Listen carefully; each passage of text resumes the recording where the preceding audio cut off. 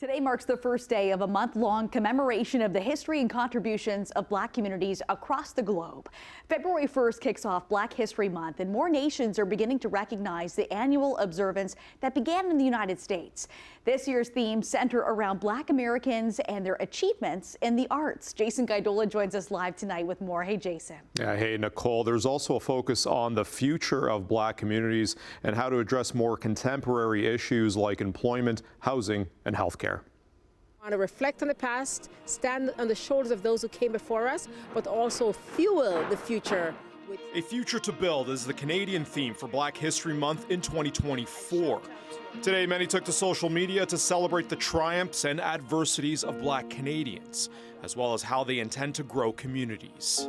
We're working to make that future a reality by combating systemic anti-Black racism and improving the health, social, and economic outcomes for Black Canadians. We are working hard to support and empower Black youths, Black business owners, and Black communities, which are helping make Ontario the best place to live, work. Canada's observance of Black heritage through the month of February started in 1995, and the annual commemoration has gone global over the past few years. Its roots date back to the 1920s in the U.S., where historian Carter Woodson dedicated a week of observance during the birthdays of U.S. President Abraham Lincoln and slavery abolitionist Frederick Douglass.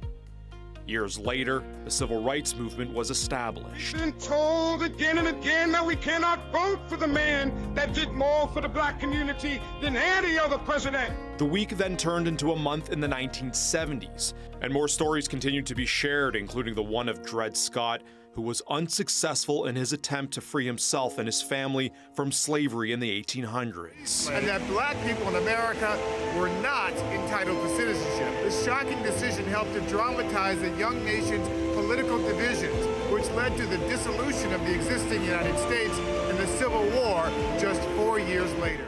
Now in 2024, the theme of Black History Month in the U.S. is Black Americans and their artistic contributions.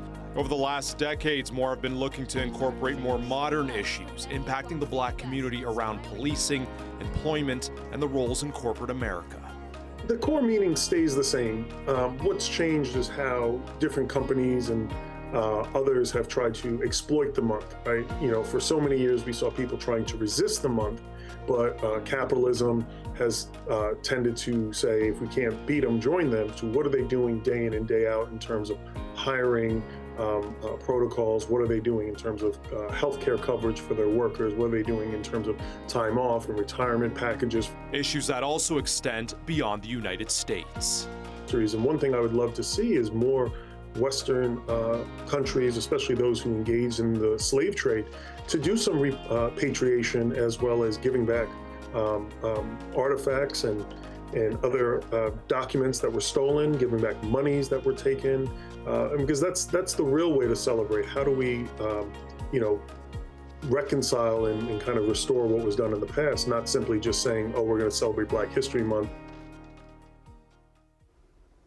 While we wait for the 2024 federal budget here in Canada, Ottawa says $25 million was delivered to the Black Canadian Communities Initiative in last year's budget, and they say more than $200 million has been invested since 2019.